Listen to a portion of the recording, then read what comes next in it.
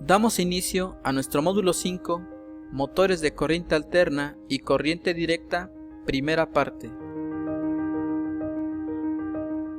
Los motores eléctricos son máquinas eléctricas que transforman en energía mecánica la energía eléctrica que absorben por sus bornes. Atendiendo al tipo de corriente utilizada para su alimentación, se van a clasificar en motores de corriente continua y motores de corriente alterna.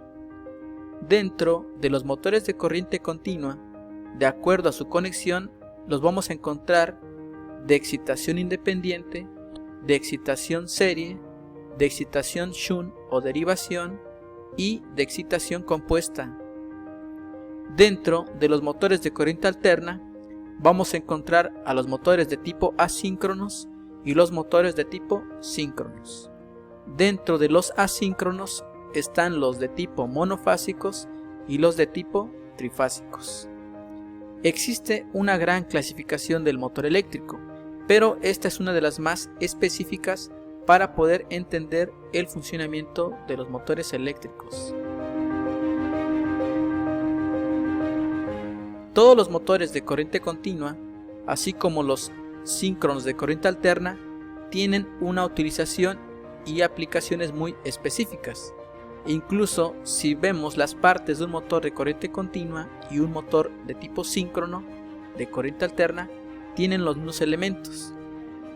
Mas sin en cambio, los motores de corriente alterna de tipo asíncronos, tanto monofásicos como trifásicos, son los que tienen una aplicación más generalizada gracias a su facilidad de utilización, poco mantenimiento y bajo costo de fabricación.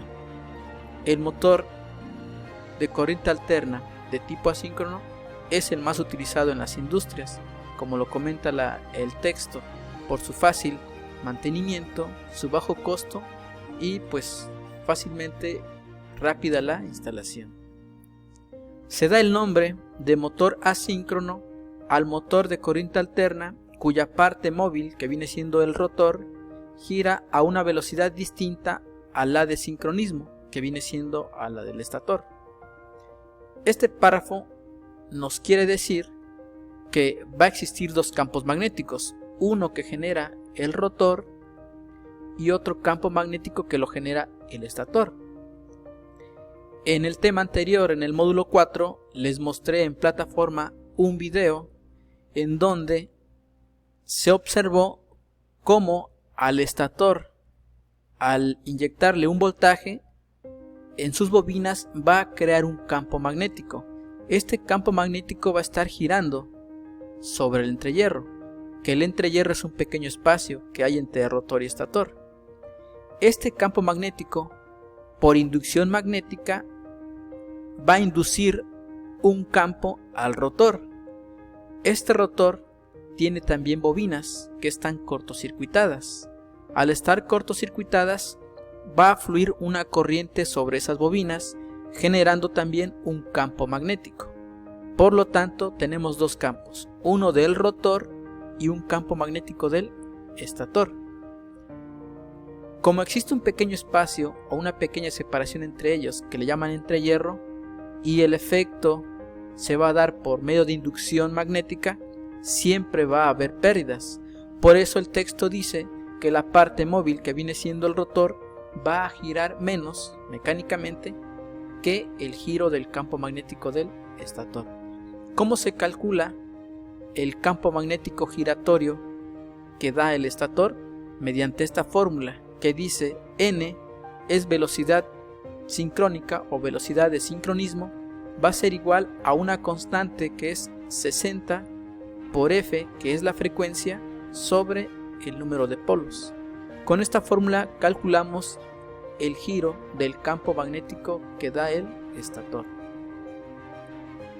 Aunque a frecuencia industrial la velocidad es fija para un determinado motor, hoy en día se recurre a variadores de frecuencia para regular la velocidad de estos motores. Hablando de motores de inducción magnética que son de corriente alterna, de tipo asíncronos, hoy en día se les varía la velocidad mediante un variador de frecuencia.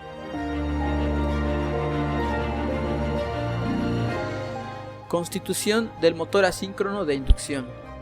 Un motor eléctrico está constituido por un circuito magnético y dos eléctricos, uno colocado en la parte fija que viene siendo el estator y otro en la parte móvil que es el rotor.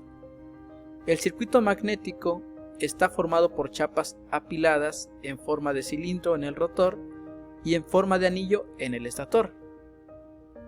Ahora bien, entonces esta diapositiva lo que nos quiere decir es que existe un campo magnético, que vienen siendo el núcleo del estator y el núcleo del rotor. Y los dos circuitos eléctricos vienen siendo las bobinas del estator y las bobinas del rotor. Principio de funcionamiento. El funcionamiento del motor asíncrono de inducción magnética se basa en la acción del flujo giratorio generado en el circuito estatórico sobre las corrientes inducidas por dicho flujo en el circuito del rotor. El flujo giratorio creado por el bobinado estatórico corta los conductores del rotor, por lo que se generan fuerzas electromotrices inducidas. La acción mutua del flujo giratorio y las corrientes existentes en los conductores del rotor originan fuerzas electrodinámicas sobre los propios conductores que arrastran al rotor haciéndolo girar. Y esta es la ley de Lenz. Lo comentábamos anteriormente. El estator genera un campo magnético, corta las líneas o espiras del rotor.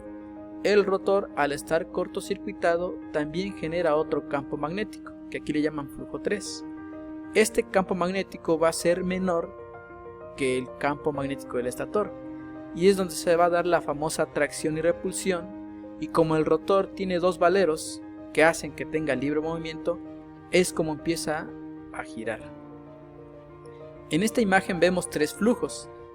La explicación es que pertenece a un motor de polos sombreados, donde el estator genera flujo 1, que es el flujo de trabajo, el flujo 2, que es el flujo de arranque, que a su vez hacen uno solo para inducir al rotor, que el rotor genera el flujo 3, que es el que ya hace la conversión de eléctrica a mecánica. Motores asíncronos trifásicos. Los motores asíncronos de inducción son aquellos en los que la velocidad de giro del rotor es algo inferior a la de sincronismo. Motores trifásicos son motores en los que el bobinado inductor colocado en el estator está formado por tres bobinas independientes desplazadas 120 grados eléctricos entre sí y alimentados por un sistema trifásico de corriente alterna. Vamos a encontrar dos tipos de motores trifásicos: los de rotor en cortocircuito, que le llamamos jaula de ardilla, y los de rotor de tipo bobinado. El primer motor de tipo trifásico es el motor de rotor en cortocircuito. Este motor es el de construcción más sencilla, de funcionamiento más seguro y de fabricación más económica. Su único inconveniente es el de absorber una elevada intensidad de corriente en el arranque a la tensión de funcionamiento. En el momento del arranque, este motor acoplado directamente a la red presenta un momento de rotación de 1.8 a 2 veces el de régimen, pero la intensidad absorbida en el arranque toma valores de 5 a 7 veces la corriente nominal. ¿Qué quiere decir? Que este tipo de motores siempre al inicio van a jalar más corriente de lo nominal o de lo normal.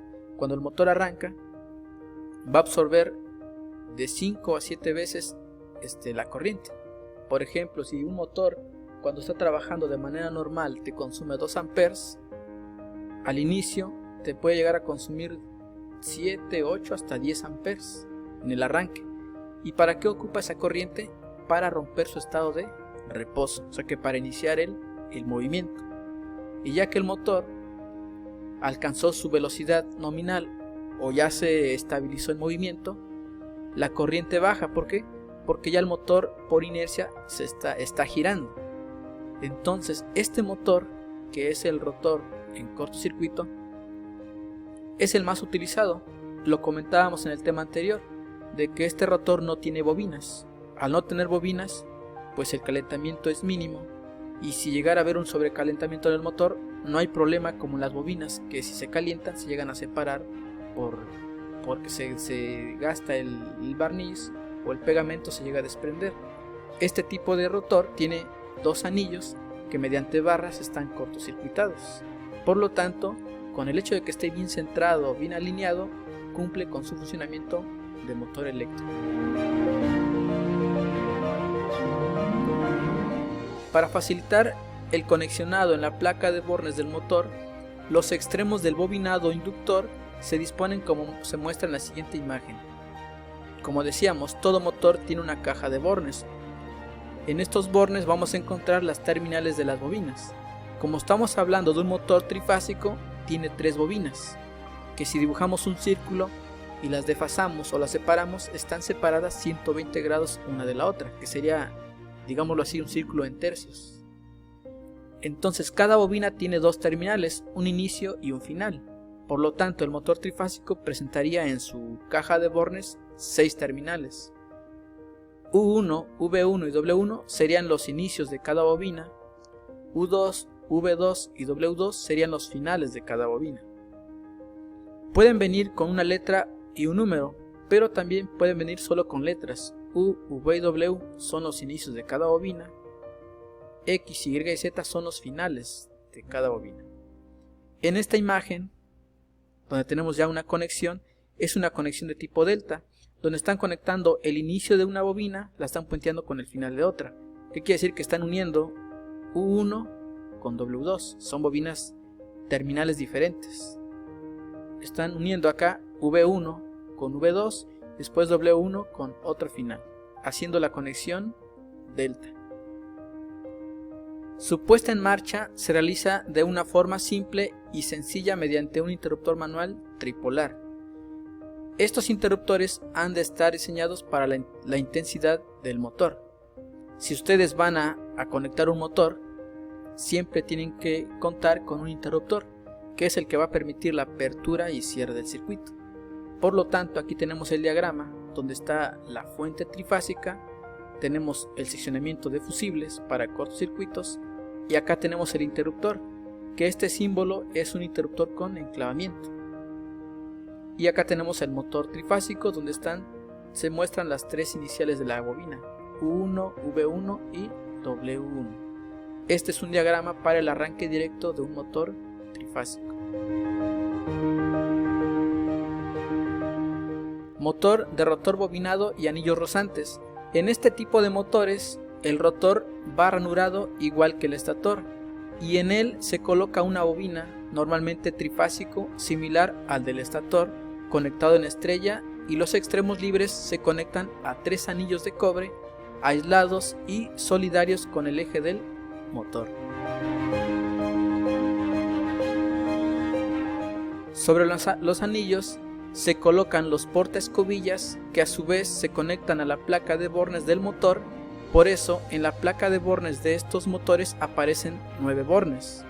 Para realizar la puesta en marcha es necesario la conexión de un reóstato de arranque conectado en serie con el bobinado del rotor, y una vez alcanzada la velocidad de régimen se puentean los anillos en estrella. Lo vemos acá en la imagen. Ahora ya no son 6 terminales, son 9. Son 6 para el estator y 3 más para el rotor. Ahora aquí el rotor tiene bobinas, por lo tanto también tiene que ser conectado, y para echar a andar este tipo de motor es mediante un reóstato, que inician con el reóstato abierto, y cuando el motor ya está funcionando o está girando se puentean para que las conexiones del rotor queden en conexión estrella. Aquí tenemos también el diagrama de conexión, la fuente trifásica, la tapa de fusibles, el accionamiento interruptor con enclavamiento, el símbolo del motor, el reóstato y la conexión. Bien, con esto terminamos la parte 1 de motores de corriente alterna y corriente directa.